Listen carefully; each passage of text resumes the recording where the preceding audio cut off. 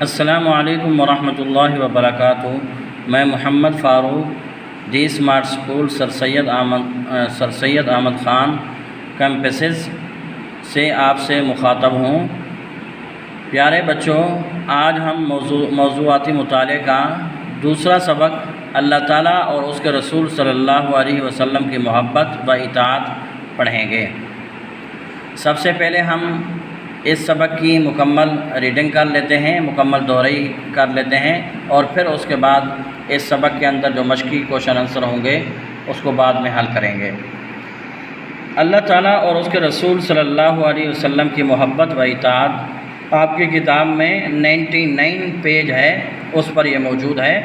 انسان جب اپنے وجود اور کائنات کے ان گنت مظاہر پر غور کرتا ہے تو اسے یہ دریافت کرنے میں کوئی دقت محسوس نہیں ہوتی کہ کوئی قدرت رکھنے، پرورش کرنے اور حکمت و دانائی والی ذات ضرور موجود ہے، جو ان تمام پر حکمران ہے اور انہیں قوت عطا کر رہی ہے اور بڑھنے کی صلاحیت بخش رہی ہے، اور یہ کہ وہ قدیر ہے، خالق ہے، رب ہے، حکیم بھی ہے کہ اس قدر وسیع کائنات کو حکمت سے چلا رہا ہے۔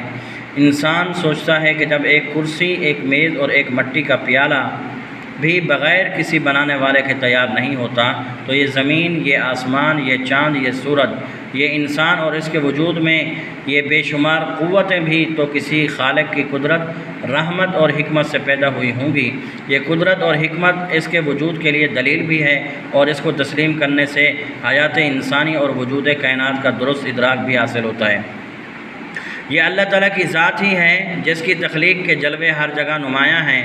انسان کی عظمت اسی میں ہے کہ وہ اپنے خالق کو تسلیم کرے، اس کی محبت میں سرشار رہے اور اس کے احکام پر عمل کرے۔ قرآن مجید نے اسی جانب اشارہ کرتے ہوئے ارشاد فرمایا، یا ایھا الناس اعبدوا ربکم الذی خلقکم۔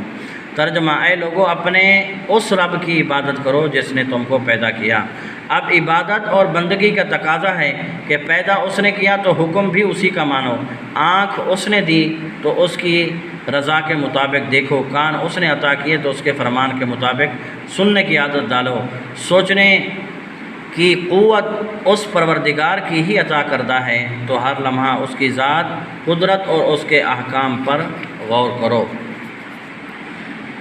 اللہ تعالیٰ کے ساتھ محبت، سوچ کا یہ درست زاویہ محبت الہی کی دعوت دیتا ہے کہ کسی کا ایک معمولی حسن سلوک ساری عمر کی احسان مندی کا باعث بنتا ہے، تو جو زندگی بخشتا ہے اس کے لیے ساری عمر محبت کے جذبے پروان کیوں نہ چڑھیں۔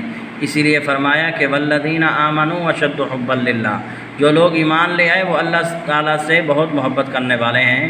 ایمان کی تکمیل محبت کے بغیر ممکن نہیں، کیونکہ جس عمل میں محبت کی کار فرمائی نہ ہو وہ کھوکھلا اور بے تحقیق ہوتا ہے۔ کہا جاتا ہے کہ محبت کرنے والا جس سے محبت کرتا ہے اس کا فرما بردار ہوتا ہے۔ ایمان کا تقاضا ہے کہ اللہ سے محبت کی جائے، اللہ تعالیٰ سے محبت کا تقاضا ہے کہ اس کے احکام کو دل سے تسلیم کیا جائے اور پوری دل جمعی سے ان پر عمل کیا جائے۔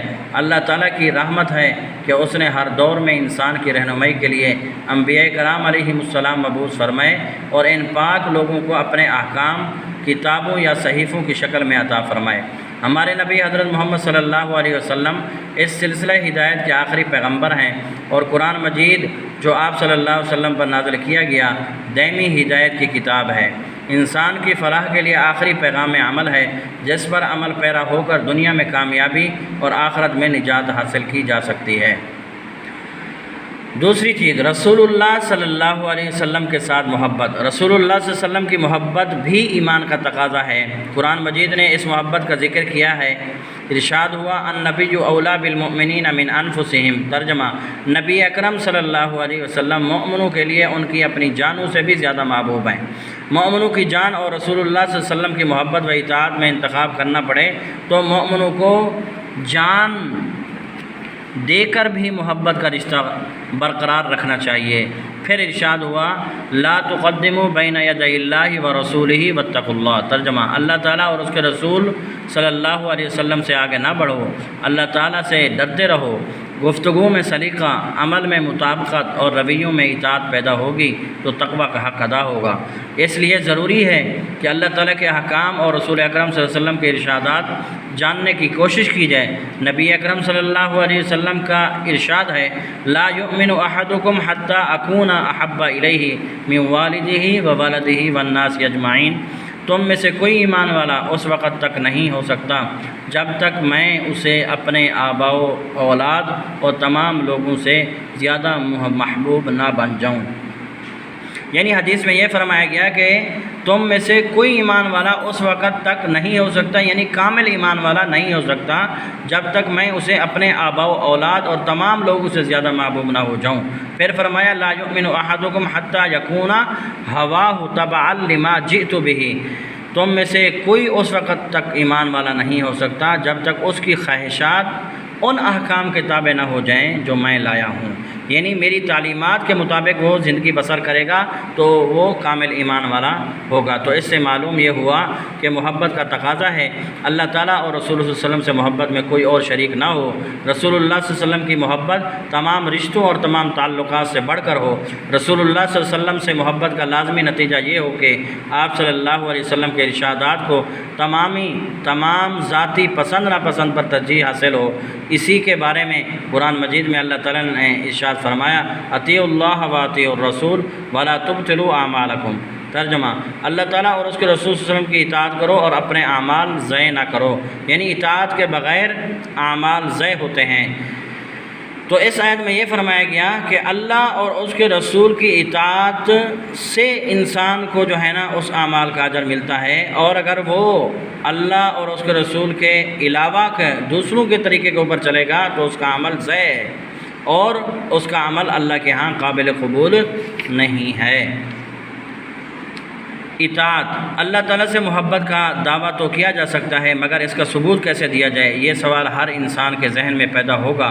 اللہ تعالیٰ کا کرم ہے کہ اس نے خود اس کا راستہ بتا دیا۔ ارشاد ہوا، قل ان کنتم تحبون اللہ فاتبعونی یحببکم اللہ ویغفر لکم ذنوبکم واللہ غفور الرحیم۔ ترجمہ، کہہ دیجئے کہ اگر تم اللہ تعالیٰ سے محبت رکھتے ہو تو میری اتباع کرو، اللہ تعالیٰ تم سے محبت کرے گا اور تمہارے گناہ بخش دے گا۔ اللہ تعالیٰ بخشنے والا، رحم کرنے والا ہے۔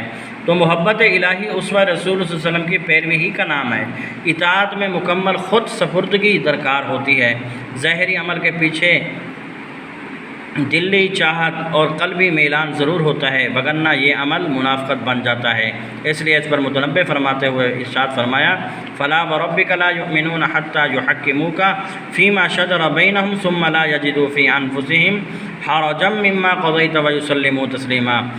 تمہارے رب کی قسم، یہ لوگ اس وقت تک ایمان والے نہیں جب کہ اپنے تنازعات میں آپ صلی اللہ علیہ وسلم کا حکم نہ مان لیں، اور پھر یہ کہ جو فیصلہ آپ صلی اللہ علیہ وسلم کریں اس پر تنگ دل نہ ہوں بلکہ پورے طور پر اسے تسلیم کر لیں۔ یعنی جو قرآن کا حکم ہے اور جو رسول کی تعلیمات ہیں اس کو خوشی اور ناراضگی میں ہر اعتبار سے اس پر عمل کرنا ہے اور اس کو تسلیم کرنا ہے اور دل سے تسلیم کرنا ہے۔ اطاعت و اتباع کی عملی شکل سے ایمان کے تقاضے پورے ہوتے ہیں اور تسلیم و رضا کی برکات حاصل ہوتی ہے۔ ختم نبوت، حضور اکرم صلی اللہ علیہ وسلم پوری انسانیت کے لیے ابدی صحیفہ ہدایت لے کر تشریف لائے۔ آپ صلی اللہ علیہ وسلم کی تشریف آوری سے ہدایت کا سلسلہ اپنے اتمام کو بھی پہنچا اور اختتام کو بھی، کہ ارشاد ہوا، الیوم اکملت لکم دینکم واتممت علیکم نعمتی ورضیت لکم الاسلام دینا۔ ترجمہ، آج میں نے تمہارے لیے دین مکمل کر دیا، تم پر اپنی نعمت تمام کر دی اور تمہارے لیے اسلام کو بطور دین پسند کر لیا۔ دین مکمل، نعمت مکمل اور اسلام پر رضا الہی کا واضح اظہار رسول اکرم صلی اللہ علیہ وسلم کے آخری نبی اور رسول ہونے کا اعلان ہے کہ اب کسی اور نبی کی ضرورت نہیں رہی، اس لیے احکام الہی مکمل ہو گئے۔ اب اسوہ رسول صلی اللہ علیہ وسلم کو تا ابد مشعل راہ بنانا ہے اور پیغام الہی کو اپنا دستور حیات سمجھنا ہے۔ یہ انسانیت کے لیے شرف بھی ہے۔ اب اسے دائمی ہدایت کا اہل گردانا گیا اور اس کو کو مرکز آشنا کر دیا گیا، کیونکہ رسول اکرم صلی اللہ علیہ وسلم سے قبل انبیاء کرام علیہم السلام علاقوں، قبیلوں یا خاص قوموں کی طرف مبعوث ہوئے تھے، اس لیے مختلف معاشرے تشکیل پاتے رہے تھے۔ اب آپ کی عام سے بین الاقوامیت کا تصور ابھرا، ایک مرکز، ایک اسوہ اور ایک صحیفہ ہدایت نے نسل انسانی کو وحد آشنا کر دیا۔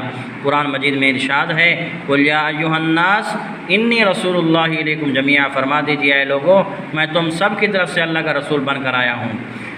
اور یہ کہ فرمایا مَا كَانَ مُحَمَّدٌ أَبَا أَحَدٍ مِّن رِجَالِكُمْ وَلَٰكِن رَّسُولَ اللَّهِ وَخَاتَمَ النَّبِيِّينَ، محمد صلی اللہ علیہ وسلم تم میں سے کسی مرد کے باپ نہیں، آپ صلی اللہ علیہ وسلم تو اللہ کے رسول اور انبیاء کے خاتم ہیں۔ انبیاء کے خاتم یعنی خاتم النبیین ہیں، ان کے بعد نہ کوئی نبی آئے گا اور نہ آیا ہے۔ اب انسان کو ہدایت ایک ہی در سے ملے گی۔ اب پریشان نظری ختم ہوئی، اب تلاش کا مرحلہ تمام ہوا، سب کو اللہ تعالیٰ پر ایمان لانا ہے، اس ایمان کو محبت کا جوہر عطا کرنا ہے اور رسول اکرم صلی اللہ علیہ وسلم کی محبت و اطاعت اور اتباع سے احکام الہی کا پابند بننا ہے۔ اسی میں دنیا کی بھلائی ہے اور اسی میں آخرت کی نجات ہے۔ تو پیارے بچوں، یہ دوسرا چیپٹر تھا موضوعات مطالعے کا، اللہ تعالیٰ اور اس کے رسول صلی اللہ علیہ وسلم کی محبت و اطاعت۔ اس کو میں نے بڑی تفصیل کے ساتھ قرآن اور حدیث کی روشنی میں آپ کو سمجھایا۔ امید ہے کہ آپ سب کو یہ مکمل چیپٹر سمجھ میں آ چکا ہوگا۔ تو پیارے بچوں، اب اس کے جو مشقی جو کوشچن آنسر ہیں وہ ہم اگلی ریکارڈڈ ویڈیو کے اندر پورا کریں گے ان کو۔ صحیح ہے بیٹا؟ تب تک آپ اپنا جو ہے نا خیال رکھنا اور اس کو ریکارڈڈ ویڈیو کو سننا ہے اور اس سبق کو صحیح طریقے سے سمجھنا ہے۔ السلام علیکم ورحمۃ اللہ وبرکاتہ۔